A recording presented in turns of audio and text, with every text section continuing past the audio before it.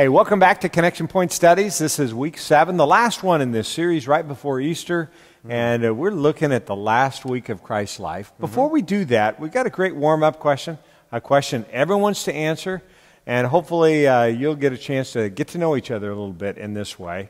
Kind of a fun question, so let's ask it, Ron. Okay, so share with your group about a time when you made a right choice, but it got you into trouble. Yeah, what was that right choice and how did it get you in trouble? It'd be kind of fun to talk about that. Do you have one of those, Ron? Wow, I don't know. You don't have that, huh? I don't think about it. You never made a right choice. Maybe. I have made good choices that have gotten me in trouble a lot. Because I mean, you probably have it more than you think. Yeah. Telling the truth sometimes. I mean, do you ever remember as a kid telling the truth and you knew you were going to get whipped for it? Yeah. You know? Or anytime your wife asks you, what do you think of this outfit? Oh, that's good. Okay. Those are good. Well, you guys have a chance to talk around the circle in that way. And then read Matthew chapter 21, verses 1 through 10, and think about this. What choice did Jesus make about his entry into the city, and why did he do this?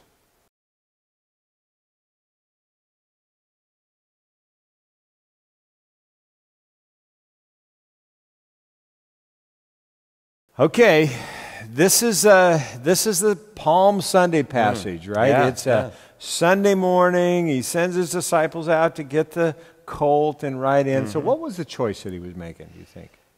Jesus chose to enter the city in this particular way. This was not an accident. It was very intentional.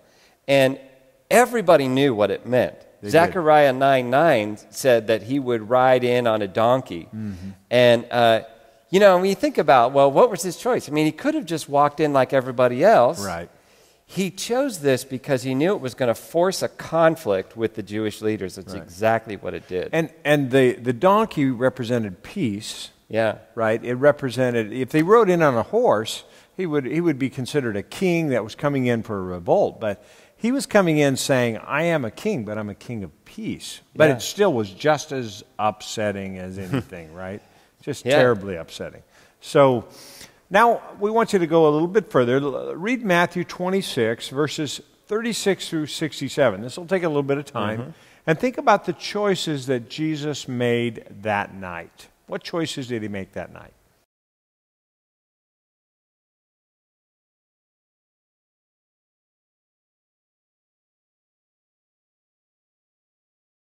So, Dan, there's 4 choices in this passage, and I noticed as I read through them. First of all, he chose to go to the garden to pray.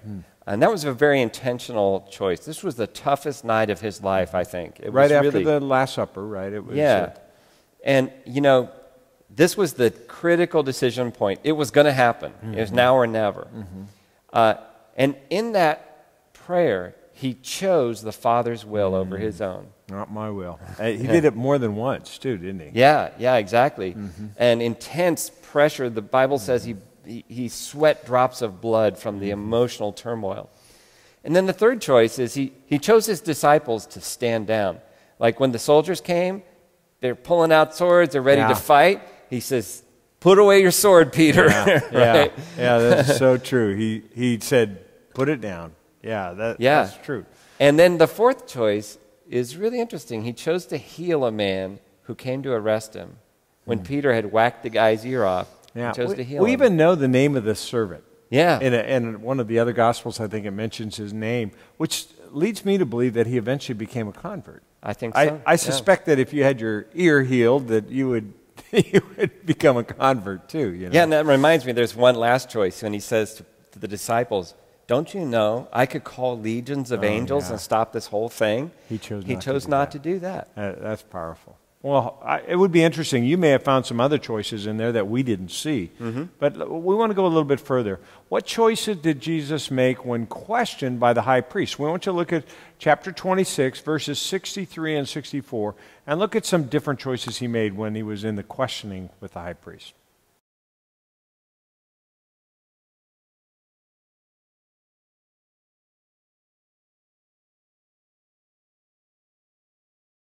Okay, interesting passage. Yeah. They've arrested him, put him up front, called him in. All the false witnesses didn't work. Right.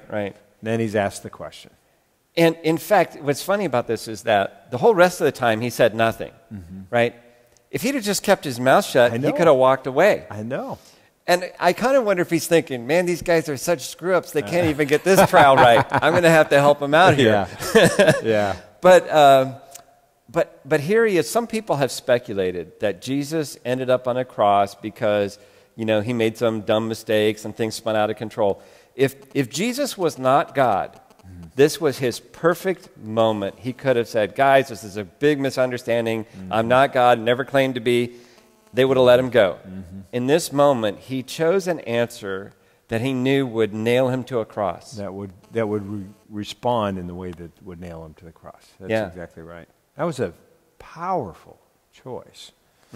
Now, there's other people that have made choices. In fact, other people that have written about it. 1 Peter chapter 2, verse 23, Peter tells us kind of about the choices that night that he made. So we want you to look at that. 1 Peter chapter 2, verse 23, and look at what Peter says about those choices.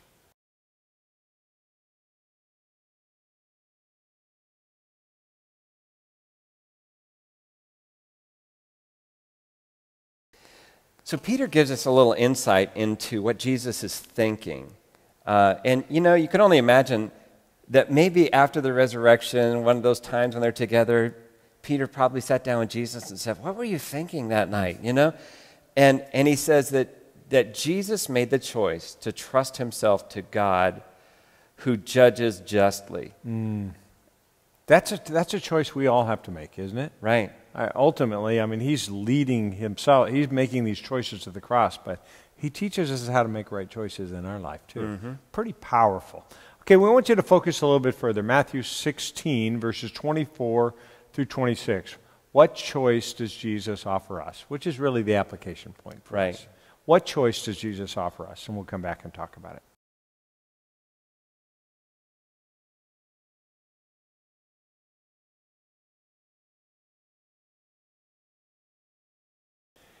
Okay, Ron, what choice does he offer us? Well, we step back a little bit back into Matthew 16 when the disciples were away. Remember, he rebuked Jesus or Peter saying, get behind me, Satan. And then he said, if you want to come after me, you have to take up your cross and lay down your life and lose it and all of that. And that's the choice. And we see Jesus leading the way. He's carrying the cross. We have the same choice to make. And he calls us to that choice. It's such a poignant. I really have lived a lot in this last week of Christ's life and seen the power of that last week and what it did to those that were surrounding him and what it does to our soul. It just challenges us to make the right choice, doesn't it? Yeah. It really does. Well, hey, this has been a great series called Pro-Choice, and we hope that you've enjoyed it. And as we close out, I just want to challenge you. This is a great chance for you to invite somebody to your Easter services. There's going to be a number of Easter services that you can be a part of. And for the first time, really, in a couple of years, we're going to have room for everybody. So you just plan to come. You plan, and we're going to have a great day and great Easter services. And we're praying that God will do some amazing things. So we will see you next time at Connection Point Studies.